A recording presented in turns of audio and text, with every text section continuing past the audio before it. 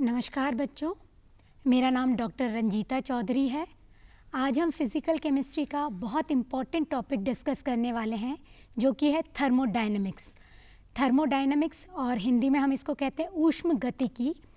इस टॉपिक में आज जो हम पॉइंट्स कवर करने वाले हैं वो है basic concepts of thermodynamics, thermodynamics के इम्पॉर्टेंस क्या है, इसके लिमिटेशंस क्या हैं। देन हम फर्स्ट लॉ ऑफ थर्मोडायनेमिक्स को डिस्कस करेंगे। उसके बाद हम सेकेंड लॉ को पढ़ेंगे। सेकेंड लॉ की क्या रिक्वायरमेंट है, क्यों हमें सेकेंड लॉ की ज़रूरत पड़ी है, इस पॉइंट पर भी हम डिस्कशन करेंगे। इन द लास्ट हम लोग ये डिस्कस करेंगे कि अलग अलग साइंटिस्ट ने थर्मोडायनेमिक्स के जो डिफरेंट स्टेटमेंट्स दिए हैं, हम उन सारे स्टेटमेंट्स को एक एक करके डिस्कस करेंगे। तो आइए हम अपना लेक्चर स्टार्ट करते हैं। बेसिक कंसेप्ट्स ऑफ थर्मोडायनेमिक्स से। थर्मोडायनेमिक्स, इसका मतलब है थर्मोडायनेमिक्स दो शब्दों से मिलकर बना है, थर्मो एंड डायनेमिक्स। थर्मो का मतलब होता है heat and dynamics means flow. So in this thermodynamics we study the effects of work, heat and energy on a system. It is basically concerned with macroscopic changes. It won't consider microscopic changes or observations. जब भी हम thermodynamics की study की बात करते हैं तो हम एक सिस्टम इन अ बल्क बात करते हैं। हम छोटे एटम या मॉलिक्यूल को लेकर इसकी स्टडी नहीं करते हैं, ये उनके लिए पॉसिबल नहीं है। फिर अगर मैं थर्मोडायनेमिक्स के इम्पोर्टेंस की बात करूं तो thermodynamics it predicts the feasibility of a physical process और chemical reaction under given condition of temperature और प्रेशर।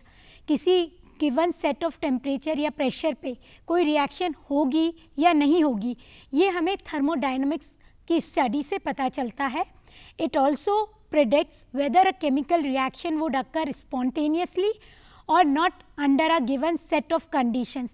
जो टेम्परेचर और प्रेशर या वॉल्यूम की कंडीशंस हमने दे रखी हैं, उस कंडीशन पे कोई केमिकल रिएक्शन स्पॉन्टेनियस है या नहीं है, ये हमें फर्स्ट थर्मोडायनेमिक्स से पता चलता है। फिर thermodynamics helps to determine the extent to which a reaction would take place. कोई रिएक्शन कितनी होगी, ये हमें थर्मोडायनेमिक्स की स्टडी से पता चलता है। इतना इम्पॉर्टेंट टॉपिक है लेकिन इट हैज़ सम लिमिटेशंस। इससे हम रिएक्शन तो प्रेडिक्ट कर सकते हैं, that is it predicts the extent to which a reaction can take place, but it does not give information about the rate at which a chemical reaction may proceed or also time of this reaction for this reaction. So अगर हम thermodynamics की study कर रहे हैं तो हमें reaction के बारे में कि रिएक्शन कितनी होगी, कितना हमें प्रोडक्ट मिलेगा, ये तो हमें पता चल रहा है, लेकिन रेट ऑफ रिएक्शन के बारे में हमें नहीं पता चलता है कि whether the rate of reaction is first order, second order, third order, किस ऑर्डर की रिएक्शन है, ये हम इसके बारे में हमें कोई इन्फॉर्मेशन नहीं मिलती। प्लस कितने टाइम में ये रिएक्शन कंप्लीट होगी, इसके बारे में भी हमें कोई इन्फॉर्मेशन इस लॉ से, इस थर्मोडायनेमिक्स से नहीं मिलता है। सेकेंड इसका लिमिटेशन ये है कि ये सिर्फ मैक्रोस्कोपिक सिस्टम्स के लिए या बहुत लार्ज सिस्टम्स के लिए एप्लीकेबल है। जो स्मॉल पार्टिकल्स हैं, एटम्स हैं और मॉलिक्यूल्स हैं, उनके लिए ये एप्लीकेबल नहीं है।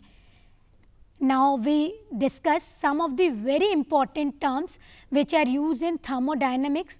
जब हम थर्मोडायनेमिक्स की स्टडी करते हैं तो हम कुछ टर्म्स को हमें माइंड में रखना बहुत ज़रूरी है। So will start with the universe. It is the sum total of system and the surrounding. So what is system? Universe का वो पार्ट जिसको हमने थर्मोडायनेमिक स्टडीज़ के लिए सिलेक्ट किया है, उसको हम कहते हैं सिस्टम। रेस्ट सिस्टम को छोड़ के यूनिवर्स का जो भी पार्ट बचा हुआ है, the remaining part of the universe like the surrounding of the system is considered as surrounding, and the system and surrounding they are separated by a imaginary or real border or we can say boundary. So basically system और surrounding को जो differentiate करता है that is a boundary, and the boundary may be real or imaginary. Then अगर हम different types of system की बात करें, बिकॉज जब भी हम थर्मोडाइनमिक्स की स्टडी करेंगे तो उसके लिए विल कंसिडर अ सिस्टम. हमारे पास एक सिस्टम होना चाहिए. से if I say 1 mole of gas contained in a container, एक कंटेनर में अगर 1 मोल ऑफ गैस है तो that is our system. And उस कंटेनर को छोड़कर बाकी जितना भी पार्ट है दैट इज़ सराउंडिंग. तो जो सिस्टम होता है हमारा, ये कई तरीके का होता है. बेसिकली जो सिस्टम है वो तीन मेन हेडिंग्स में हम उसको डिस्कस करते हैं. That is open system, close system, isolated system, and along with that we discuss homogeneous system, heterogeneous system and macroscopic system.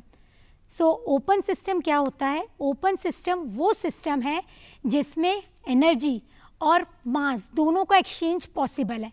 Suppose एक कप में चाय रखी है, अब वो कप ओपन है मेरा, तो अगर कप ओपन है तो उस केस में उसमें से हीट भी इवॉल्व हो रही है प्लस वेपर्स भी निकल रहे हैं.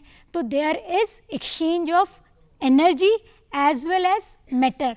तो ऐसे सिस्टम को हम कहते हैं ओपन सिस्टम, जिसमें हमारा एनर्जी और मैटर दोनों का एक्सचेंज हो रहा है.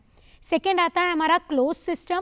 क्लोज सिस्टम वो सिस्टम है जिसमें हमारा एनर्जी का तो एक्सचेंज होगा लेकिन मैटर का एक्सचेंज नहीं होगा. जैसे अभी जो मैंने कप ऑफ टी की बात की, अगर उस कप को मैं कवर कर दूं तो वेपर्स बाहर नहीं आ पाएंगे लेकिन एनर्जी बाउंड्री से एस्केप करेगी. So such a system is known as close system. ऐसा सिस्टम जिसमें सिर्फ एनर्जी का एक्सचेंज हो रहा है, मैटर का एक्सचेंज नहीं हो रहा है, ऐसे सिस्टम को हम कहते हैं close system. And then isolated system. Isolated system वो सिस्टम है जिसमें ना तो एनर्जी का एक्सचेंज हो रहा है ना ही मास का एक्सचेंज हो रहा है. सराउंडिंग के साथ सिस्टम किसी तरह का एक्सचेंज नहीं शो करेगा, neither energy nor mass. Like if I take the example, अगर आप कोई चीज़ थर्मोफ्लास्क में रखते हैं या इंसुलेटेड बॉटल में रखते हैं तो in that case there would be no exchange of energy as well as exchange of matter with the surrounding. So such a system is isolated system. This isolated system is entirely separated from surrounding. Now coming to homogeneous system. homogeneous system ऐसे system है जिसमें it consists of only one phase. पूरे throughout the reaction हमारा जो phase है वो एक ही रहेगा. There is no change in the phase. तो such a system is known as homogeneous system. जैसे अगर मैं एग्जाम्पल की बात करूँ, अगर मैं शुगर को वाटर में डिज़ोल्व करके एक सोल्यूशन प्रिपेयर करूँ तो ये जो मेरा सोल्यूशन है दिस इज़ होमोजीनियस सिस्टम, क्योंकि इसमें मैं अब शुगर को वाटर से सेपरेट नहीं कर सकती. Now both are in same phase, homogeneous phase. तो ऐसे सिस्टम को हम कहते हैं homogeneous system. Then heterogeneous system की अगर मैं बात करूं तो heterogeneous system consist of more than two phases. There may be 3, 4 any number of phases are there, but it consist of more than 2 phase. तो इस ऐसे सिस्टम में हीट्रोजीनस सिस्टम में जो हमारा फेस होता है it is not uniform throughout. Like अगर मैं वाटर में क्लोरोफॉर्म मिक्स करूँगी तो chloroform will not mix with the water, it will form a separate layer on water. तो it is separated by a distinct boundary. So इस तरह के system को हम हीट्रोजीनस सिस्टम कहते हैं जिसमें वी आर गेटिंग 2 डिफरेंट और more different phases. Now macroscopic system की बात करें तो macroscopic system it consist of large number of atoms और molecules.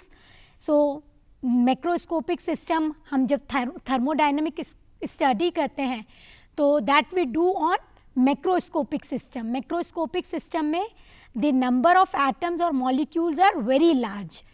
We won't consider small single atom और single molecule, we considered as a whole. हम पूरा mixture को एज अ होल कंसिडर करेंगे और उसमें हम मैक्रोस्कोपिक या बल्क में हम किसी भी थर्मोडाइनमिक प्रॉपर्टी की स्टडी करेंगे. Now next topic is properties of system, macroscopic system, कई सारे thermodynamic, it has two main thermodynamic properties or variables. First one is extensive property and second one is intensive property. So the properties which depend on the quantity of matter in the system, जो मेरे system में कितनी quantity है या amount पे depend कर रहा है, ऐसी प्रॉपर्टीज़ को मैं कहती हूँ, हम कहते हैं एक्सटेंसिव प्रॉपर्टीज़, जैसे मास है, वॉल्यूम है, एनर्जी है, एंथैल्पी है, एंट्रोपी है. ये सारी प्रॉपर्टीज़ क्वांटिटी पे डिपेंड करती है या सिस्टम में कितना अमाउंट ऑफ मैटर प्रेजेंट है उस पर डिपेंड करती है. तो ये सारी प्रॉपर्टीज़ कहलाती हैं extensive properties. Now intensive properties, so ऐसी properties which depends on characteristics of matter but not on the amount. ये मैटर के कैरेक्टरिस्टिक्स पर डिपेंड कर रही हैं, उसकी अमाउंट पर डिपेंड नहीं कर रही है, उसकी क्वांटिटी पर डिपेंड नहीं कर रही है. सो ऐसी प्रॉपर्टीज़ जो अमाउंट ऑफ मैटर पर डिपेंड करती हैं नहीं करती हैं, उनको हम कहते हैं intensive properties. For example pressure, temperature, viscosity, density, melting point, boiling point, surface tension, and there are so many more intensive properties are there. All these properties like temperature, pressure, viscosity, these do not depend on the amount of matter. जो हमारे system में कितना matter present है उससे temperature, pressure पे कोई effect नहीं पड़ता है. तो ऐसी प्रॉपर्टीज़ हमारी कहलाती हैं intensive properties. Now very important term that is state function और पाथ फंक्शंस. सो किसी भी थर्मोडायनेमिक सिस्टम को डिफाइन करने के लिए we use state of thermodynamic system. So state function defines the state of thermodynamic system. Thermodynamic system को define करने के लिए हम वेरिएबल्स यूज़ करते हैं which are known as state variables like pressure, volume, temperature. These are all state variables और state functions and their because their value depend only on state of the system and not on the path by which change is brought about. जो system में change आया है वो change path dependent नहीं है, it is dependent on the values. Okay, so ऐसे functions को हम कहते हैं state functions. Now path functions defines the path taken in passing from initial to final state of the thermodynamic system. किसी भी thermodynamic system के initial stage से final stage तक पहुंचने में जो पाथ फॉलो किया गया है, that path is known as path function.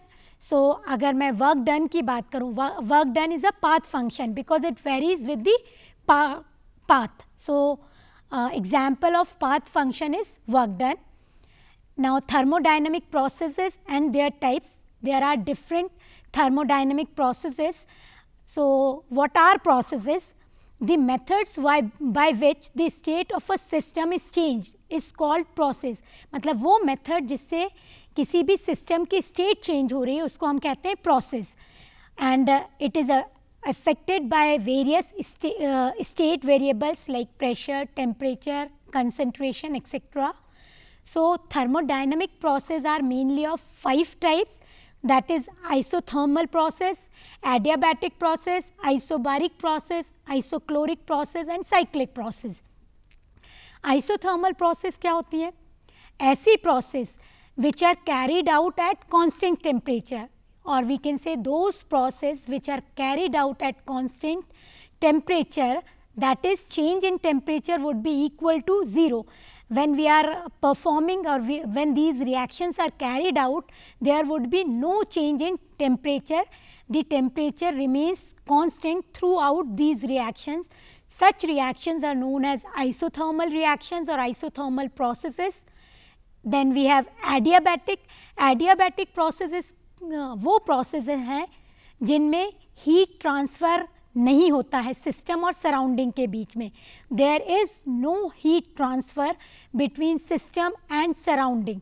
That is the value of change in heat, that is delta Q equal to 0. We get the value of change in heat equal to 0. Now next process है isobaric process. Isobaric process क्या होती है? वो process जो constant temperature पर, constant pressure पे होती है। ऐसी process which are carried out at constant pressure that is delta P equal to 0, such process are known as isobaric process. Isobaric process के बाद हम डिस्कस करेंगे isochoric process. So as the name suggest, these process are carried out at constant volume. So during these process the volume would be constant, that means there would be no change in the volume while these reactions are carried out, that is delta P is equal to 0. Cyclic process, cyclic process की मैं बात करूँ तो वो process जो सारे steps को follow करके जब फाइनल स्टेज पे आती है, that is the change, there is no change. So we can represent cyclic process as or in these cyclic process the value of change in internal energy, that is delta U, would be equal to 0 and change in enthalpy is equal to 0. क्योंकि initial से final process में पहुंचने में हमने steps तो कई सारी follow किए हैं, लेकिन हीट और इंटरनल एनर्जी में, सिस्टम की हीट और सिस्टम की इंटरनल एनर्जी में कोई चेंज नहीं है. नाउ रिवर्सिबल प्रोसेस की अगर मैं बात करूं तो it is a process which takes place very slowly. वो प्रोसेस जो बहुत स्लोली होती हैं, हर एक स्टेज पे जो हमारा सिस्टम है वो इक्विलिब्रियम में बना रहता है सराउंडिंग के साथ. ऐसी प्रोसेस को हम कहते हैं reversible process. So such process requires very large or infinite time for completion. That means these process will continue for very long time. In universe, अगर मैं universe में बात करूं तो no process is a reversible process. reversible process का जो concept है, it is a imaginary और theoretical concept. कोई भी process universe में reversible नहीं है. हम किसी भी एक point पे किसी भी process को रिवर्स नहीं कर सकते. So next is irreversible process. It is a process which takes place rapidly और spontaneously and hence it can not be reverse unless some external force is applied. So irreversible process क्या होती हैं? वो process जो बहुत fast होती हैं, spontaneous होती हैं and they can not be reverse. हम उनको रिवर्स नहीं कर सकते जब तक हम कोई उन पर एक्सटर्नल फोर्स या एक्सटर्नल इंटरवेंशन अप्लाई नहीं करेंगे, तब तक ये प्रोसेस रिवर्स नहीं हो सकती हैं. तो जितनी भी यूनिवर्स में नेचुरली अकरिंग प्रोसेस हैं, all the process are irreversible. Reactions अगर मैं बात करूँ या की बात करूँ तो रिएक्शंस अगेन हमें दो तरह की रिएक्शंस देखने को मिलती हैं. First is exothermic reaction and another one is endothermic reaction.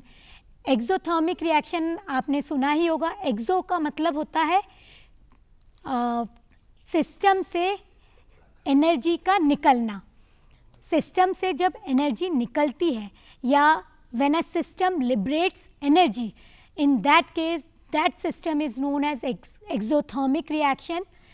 In for example अगर हम न्यूट्रलाइजेशन, स्ट्रॉन्ग एसिड और स्ट्रॉन्ग बेस के बीच में रिएक्शन कराएंगे तो there will be liberation of large amount of heat and when system loses heat then its energy would decrease और its the value of energy would be negative. Now coming to endothermic reactions. Endothermic reactions वो reactions होती हैं जिसमें system energy absorb करता है. That means system में जो energy है वो और बढ़ जाती है. सो एंडोथर्मिक रिएक्शंस को हम पॉजिटिव साइन से शो करते हैं. नाउ हम कॉन्सेप्ट ऑफ हीट और वर्क को डिस्कस करेंगे. थर्मोडायनेमिक्स की स्टडी में हीट और वर्क का बहुत ज़्यादा इम्पॉर्टेंट रोल है. तो first will see heat. Heat the transfer of energy that results from temperature difference. Heat generate कैसे होती है? When there is temperature difference. It is the energy that flows across a system boundary in response to a temperature gradient. Heat की value positive होगी, अगर system से heat evolve हो रही है it would be negative when heat is absorbed by the system. Similarly work की अगर मैं बात करूं तो the transfer of energy from one mechanical system to another involves work. जब एक मैकेनिकल सिस्टम से दूसरे मैकेनिकल सिस्टम में एनर्जी का ट्रांसफ़र होता है then work is done. It is actually a link between system and its surrounding for the transference of heat energy. Heat energy का transfer कैसे होता है सिस्टम और सराउंडिंग के बीच में? It's through work. वर्क की वैल्यू पॉजिटिव होगी अगर work is done by the system. अगर सिस्टम वर्क कर रहा है तो work would be positive and work would be negative if work is done on the system. अगर सिस्टम पे वर्क हो रहा है तो इसकी वैल्यू नेगेटिव होगी, और अगर सिस्टम से वर्क हो रहा है तो इसकी वैल्यू पॉजिटिव होगी। Now coming to the very important topic of thermodynamics, that is first law of thermodynamics. First law of thermodynamics, it is basically the extension of law of conservation of energy. आप सभी ने पढ़ा होगा law of conservation of energy, which states that energy can neither be created nor can be destroyed. It can only be transformed from one form to another form. हम ना तो energy को बना सकते हैं ना ही उसको डिस्ट्रॉय कर सकते हैं। हम एनर्जी को एक फॉर्म से दूसरे फॉर्म में कन्वर्ट कर सकते हैं। लाइक हम केमिकल एनर्जी को इलेक्ट्रिकल एनर्जी में कन्वर्ट कर सकते हैं, काइनेटिक पोटेंशियल को काइनेटिक में कन्वर्ट कर सकते हैं, but we can't destroy energy. So this first law of thermodynamics, it does not have any experimental basis. Basically it is based on human experience and it has universal acceptance. It is accepted by everybody. Some more statements or statements of first law of thermodynamics are as follows. First one, it is not possible to construct a perpetual machine which would produce work without consuming energy. That means ये entirely possible नहीं है कि हम ऐसी कोई machine बना लें जो वर्क प्रोड्यूस करे बिना एनर्जी को कंज्यूम किए। बिना एनर्जी सप्लाई किए हम वर्क नहीं करा सकते। कोई भी वर्क कराने के लिए we require energy. Energy is the one which gets converted into work. Second important statement है, if a certain amount of energy disappears in one form, the same amount of energy appears in some other form. मतलब अगर किसी एक form में energy disappear हुई है तो उतनी ही एनर्जी दूसरे फॉर्म में डिसअपियर हो जाएगी। मतलब अगर इलेक्ट्रिकल एनर्जी हमने कुछ अमाउंट इलेक्ट्रिकल केमिकल एनर्जी का यूज़ किया है तो it gets converted into equal amount of electrical energy. There is amount of energy appears in one form and simultaneously the same amount of energy would appear in some other form. Third जो statement है, that is energy of an isolated system remains constant although it may be transformed from one form to another. यानी किसी भी isolated system की energy हमेशा constant रहती है। हम उसको एक फॉर्म से दूसरे फॉर्म में ट्रांसफॉर्म कर सकते हैं, but it can not B, it always remains constant. Now mathematical expression की अगर मैं बात करूं, फर्स्ट लॉ ऑफ थर्मोडायनेमिक्स को हम मैथमेटिकली एक्सप्रेस कर सकते हैं as heat absorbed by the system which is equal to increase in internal energy of the system plus work done by it. So mathematically it can be written as Q is equal to delta U plus W, where Q is amount of heat absorbed, U is increase in internal energy or delta है, so we can say change in internal energy, and W would be work done. If heat flows into a system or the surrounding do work on it, the internal energy increases. जो internal energy की value अगर system से surrounding में internal energy जा रही है तो internal energy की वैल्यू बढ़ जाएगी और इसको जो Q दैट इज़ हीट और वर्क की वैल्यू हमें पॉजिटिव मिलेगी। वहीं अगर heat flow out of this system और work done by this system on this surrounding then Q and W will be negative. यानी वर्क सिस्टम पे वर्क हो रहा है, सिस्टम कोई काम कर रहा है सराउंडिंग पे, तो इस केस में जो Q और W की वैल्यू है that would be negative value. So इस फर्स्ट लॉ ऑफ थर्मोडायनेमिक्स के सिग्निफिकेंस की अगर मैं बात करूं कि इसके सिग्निफिकेंस क्या हैं, तो it has some of the very important significance that this law give exact relationship between heat and work. Before this law there is no relationship between heat and work. इस law की help से हम exact relationship develop कर पाएँ heat और work के बीच में कि हम कितनी हीट सप्लाई करेंगे तो कितना वर्क हमें मिलेगा, या how much amount of heat can be converted into work. ये हमें रिलेशनशिप मिला है फर्स्ट लॉ ऑफ थर्मोडायनेमिक्स से। It emphasize that a certain quantity of heat produce a definite amount of work and vice versa. ये जो law है ये भी बताता है कि जो सर्टेन क्वांटिटी है हीट की वो प्रोड्यूस करेगी definite amount of work. That means अगर हम कोई पर्टिकुलर अमाउंट ऑफ हीट ले रहे हैं तो उस पर्टिकुलर अमाउंट ऑफ हीट से कुछ ना कुछ अमाउंट ऑफ वर्क ज़रूर प्रोड्यूस होगा। ऐसा नहीं होगा कि पूरी हीट हमारी वेस्ट हो जाएगी। Some of it gets wasted, but about this we will talk in second law of thermodynamics. The maximum first law of thermodynamics says about the quantity of heat that produces a definite amount of work. Okay. Now next, it approves that work or energy can be produced from nothing. मतलब first law ये भी कहता है कि work और energy से कुछ नहीं होगा, कुछ भी प्रोड्यूस नहीं कर सकते हैं हम। ऐसा इस स्टेटमेंट को ये लॉ डिसअप्रूव करता है। Work can not appear until heat disappears. So this law also tells us that जब कोई वर्क तभी होगा जब हीट कन्वर्ट होगी किसी फॉर्म में या हीट डिसअपियर होगी। दैट मीन्स अगर हमें कुछ काम कराना है या वर्क चाहिए तो हमें क्या करना पड़ेगा, we have to supply heat. हमारी रिक्वायरमेंट क्या है, वे जब हम हीट सप्लाई करेंगे तभी वर्क होगा, अदरवाइज वर्क नहीं होगा। Now very important topic of thermodynamics that is internal energy और extrinsic energy of a system. Internal energy को हम रिप्रेजेंट करते हैं, कुछ बुक में इसको यू से और कुछ बुक में इसको ई से रिप्रेजेंट करते हैं। इसका जो रिप्रेजेंटेशन है आपको कुछ भी यूज़ कर सकते हैं, यू भी और ई भी, there is no problem with that. Basically internal energy होता क्या है? इंटरनल एनर्जी किसी भी मॉलिक्यूल या सब्सटेंस में जो उसकी खुद की एनर्जी स्टोर्ड है, that stored energy is known as internal energy.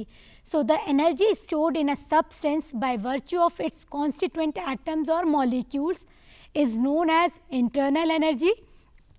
So it is sum total of all forms of energy, whether it is vibrational energy, rotational energy, kinetic energy, translational energy. So we can represent internal energy by equation as E total would be equal to internal energy of due to kinetic energy, due to vibrational energy, due to rotational energy, due to translational energy. Now internal energy change की अगर मैं बात करूँ तो it is the difference in the internal energies of initial and final states of a system. किसी system की final state और initial state की जो एनर्जी का डिफरेंस है, इंटरनल एनर्जी का डिफरेंस है, that is known as internal energy change, and it can be represented as delta U would be equal to internal energy of final system minus internal energy of initial system. Now enthalpy, coming to the topic enthalpy or heat content of a system, it is the heat content of the system or the sum of internal energy and pressure volume work change, work done of system under a given set of conditions. So enthalpy क्या होता है? It is the sum total of internal energy and pressure volume work. Pressure volume work जो work change है, that would give you the value of enthalpy.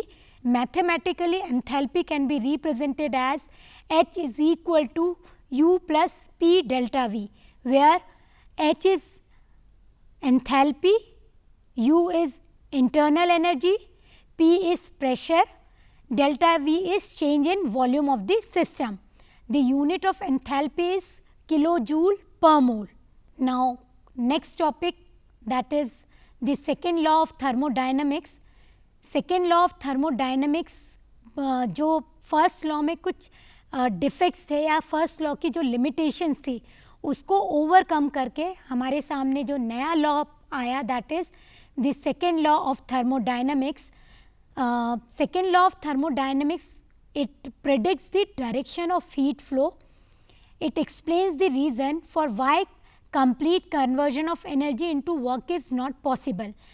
That means हमें first law में energy reaction की feasibility की तो हमने बात की थी, लेकिन जो डायरेक्शन ऑफ फ्लो है हीट का वो क्या होगा, इसके बारे में फर्स्ट लॉ में कोई डिस्कशन हम लोगों ने नहीं किया था, या फर्स्ट लॉ ऑफ थर्मोडायनेमिक्स हमें direction of flow of heat नहीं बताता है. तो इस प्रॉब्लम को ओवरकम करने के लिए सेकेंड लॉ ऑफ थर्मोडायनेमिक्स आया. ये एक्सप्लेन करता है, second law of thermodynamics explain करता है कि क्यों Y complete conversion of energy into work is not possible. Energy cannot be converted into work. Some of the energy is lost during change. So what is the reason or why this energy is not completely converted into work is explained by second law of thermodynamics. Secondly, this law predicts the feasibility of a process or a reaction, whether the reaction is possible or not. ये हमें पता चलता है second law of thermodynamics से. जैसे कोई reaction, मैंने दो रिएक्टेंट को मिक्स किया है, अब रिएक्टेंट को मिक्स करने के बाद मेरी ये जो रिएक्शन है ये होगी या नहीं होगी, इसके बारे में मुझे सेकेंड लॉ ऑफ थर्मोडायनेमिक्स से पता चलेगा. And also second law of thermodynamics ने दो नए फंक्शंस को इंट्रोड्यूस किया which are very important in thermodynamics, that is entropy and free energy to explain spontaneity. Spontaneity को एक्सप्लेन करने के लिए एंट्रोपी टर्म और फ्री एनर्जी टर्म इंट्रोड्यूस किया सेकेंड लॉ ऑफ थर्मोडायनेमिक्स में. सो इन दोनों टर्म्स को हम कमिंग स्लाइड्स में पढ़ेंगे. Entropy, what is entropy and free energy change. Now what is the need for the second law of thermodynamics. ऐसे क्या limitations थी फर्स्ट लॉ की जिसके कारण हमें सेकेंड लॉ पे जाना पड़ा. So the first law of thermodynamics tells us that during any process energy must be conserved, but it does not tell that heat cannot be completely converted into an equivalent amount of work or into any other form of work. That means कि जो first law of thermodynamic है वो हमें किसी process के बारे में तो बताता है कि ये प्रोसेस होगी, उसमें एनर्जी, जब ये प्रोसेस होगी तो energy would B conserved during the reaction, पर ये इस बारे में हमें नहीं बताता है कि हीट कंप्लीटली वर्क में कन्वर्ट नहीं होगी. हम किसी सिस्टम को जितनी अमाउंट ऑफ हीट सप्लाई कर रहे हैं उतना amount of work, equivalent amount of work हमें मिलेगा या नहीं, इस बारे में हमें इंफॉर्मेशन नहीं मिलती है फर्स्ट लॉ ऑफ थर्मोडायनामिक्स से. Secondly, it establishes relationship between heat absorbed, work done, but tells nothing about direction of flow of heat or the source of this heat. Means कि जो हमारा फर्स्ट लॉ है उससे हमें ये relationship तो पता चल रहा है कि कितना हीट एब्जॉर्ब हुआ है एंड वर्क हुआ है, लेकिन कितना हीट एब्जॉर्ब हुआ है, उसका फ्लो का डायरेक्शन क्या है, उस हीट का सोर्स क्या है, इसके बारे में हमें फर्स्ट लॉ से इंफॉर्मेशन नहीं मिलती है. Next is it does not indicate whether a particular process is possible or not spontaneously under a given set of conditions, that is whether a particular process is feasible or not. मतलब जो first law है ये indicate नहीं करता है कि ये process spontaneously होगी या नहीं होगी. जो गिवन सेट ऑफ कंडीशन है, दैट मीन्स जो हमारा गिवन टेम्परेचर, प्रेशर या वॉल्यूम है, उस टेम्परेचर और प्रेशर पे या वॉल्यूम पे वो रिएक्शन होगी या नहीं होगी, वेदर इट इज़ फीजिबल और not. This was not explained by the second law of first law of thermodynamics. So, to overcome all these limitations, second law of thermodynamics की study हम करते हैं. So, now we'll start with the second law of thermodynamics. There are different statements to explain thermodynamics.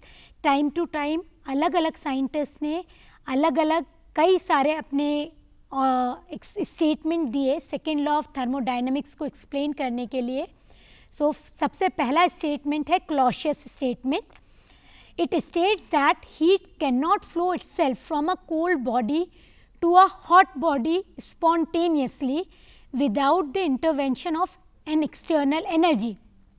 मतलब Clausius ने ये कहा कि जो सेकेंड लॉ ऑफ थर्मोडायनेमिक्स है वो ये कहता है कि किसी भी कोल्ड बॉडी से हॉट बॉडी में एनर्जी अपने आप ट्रांसफ़र नहीं करेगी जब तक हम कोई एक्सटर्नल एनर्जी सप्लाई नहीं करते हैं.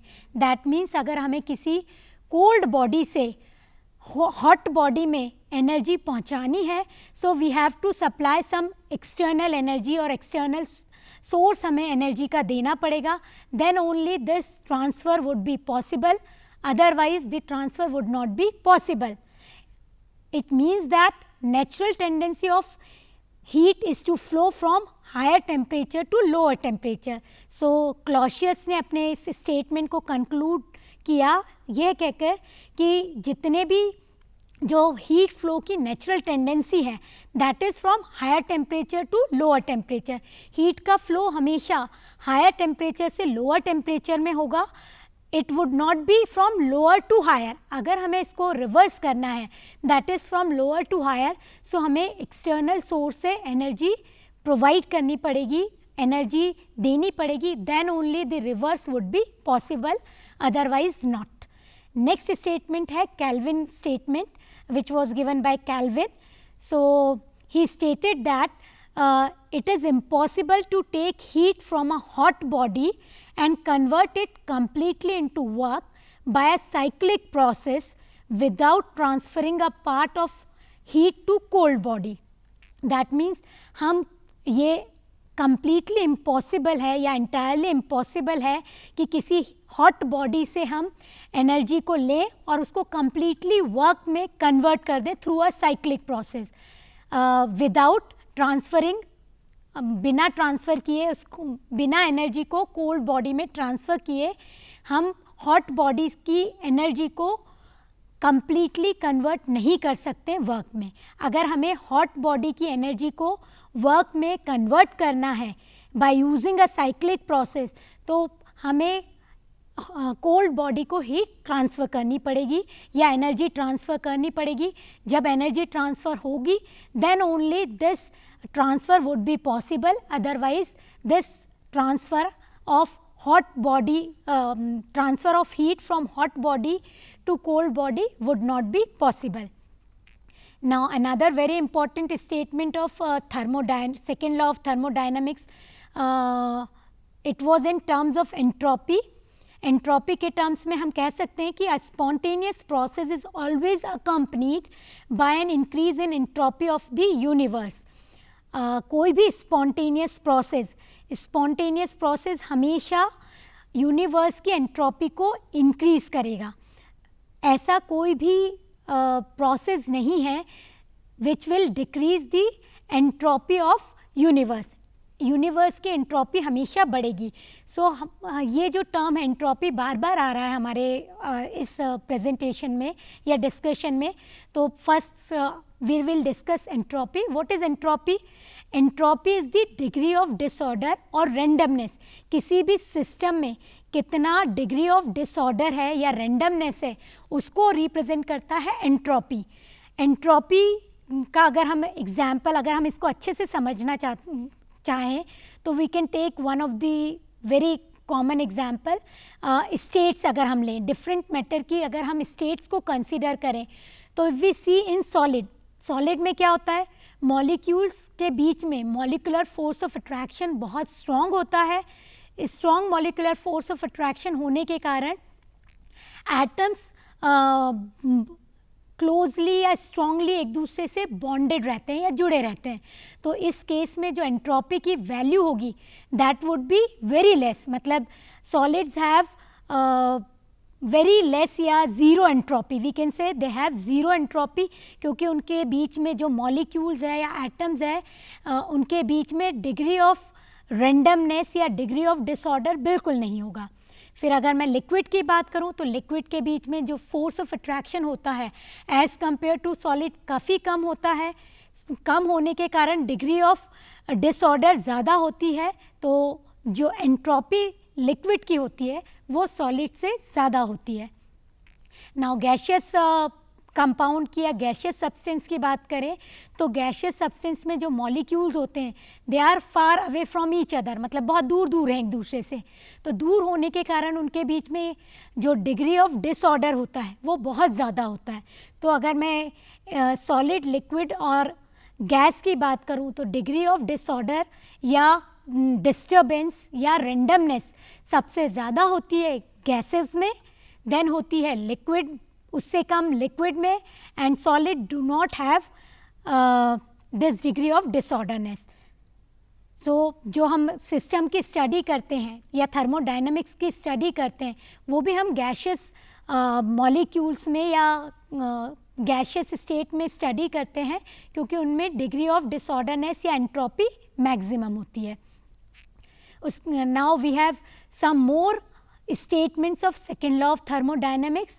So first one is all spontaneous processes are irreversible.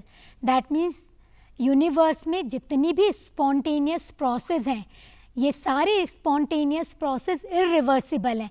That means इनका जो direction है it is one direction. They are unidirectional.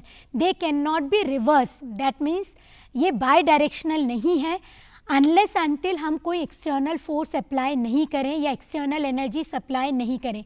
जब तक हम एक्सटर्नल एनर्जी सप्लाई नहीं करेंगे these process would be irreversible. Next statement है it is not possible to construct a machine functioning in a cycle which can convert heat completely into equivalent amount of work without producing changes elsewhere. मतलब ऐसी कोई machine बनाना possible नहीं है जिसमें energy को completely convert कर दिया जाए वर्क में. That means while converting energy into work some of the amount is left और lost. We can say lost while converting energy from energy into work the energy, some of the energy is lost. Another very important topic, very important statement is the entropy of any isolated system always increases. That is, entropy of the universe only increases and never decreases. तो किसी भी system की जो entropy है वो हमेशा बढ़ती है. यूनिवर्स में कोई भी ऐसा सिस्टम नहीं है जिसकी एंट्रोपी डिक्रीज होगी. It always increases, never decreases. So second law of thermodynamics को हम कंक्लूड कर सकते हैं by saying that work can be completely converted into heat, but it is not possible to convert heat completely into work. That means हम work को पूरी तरह heat में कन्वर्ट कर सकते हैं. हमारा पूरा वर्क हीट में कन्वर्ट हो सकता है, लेकिन it is not possible that heat can be completely converted into work.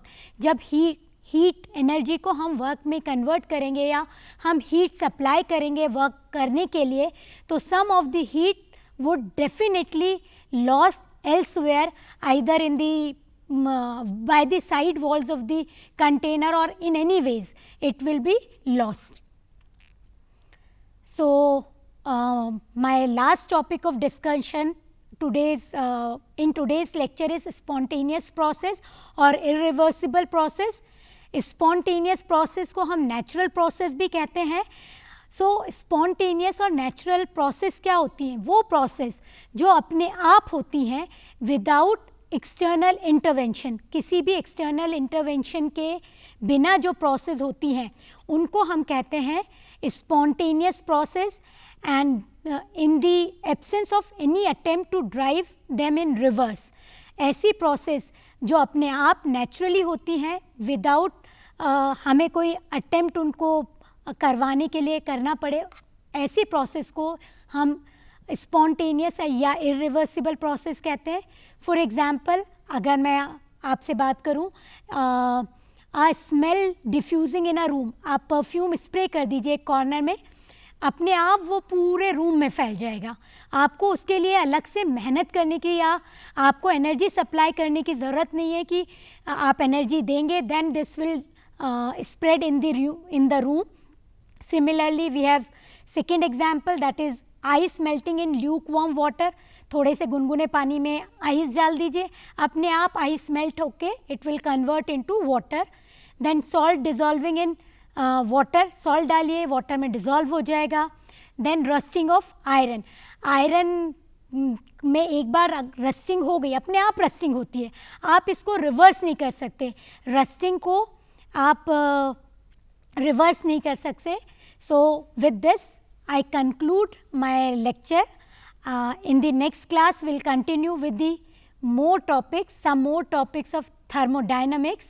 So in next class, we'll continue with Carnot cycle, efficiency of Carnot cycle, and then we have efficiency of Carnot engine. So these we will discuss in next class. So I hope आप लोगों को ये lecture अच्छे से समझ आया होगा. आप लोगों नेक्स्ट टॉपिक में, नेक्स्ट लेक्चर में we will continue with some more important topics of thermodynamics.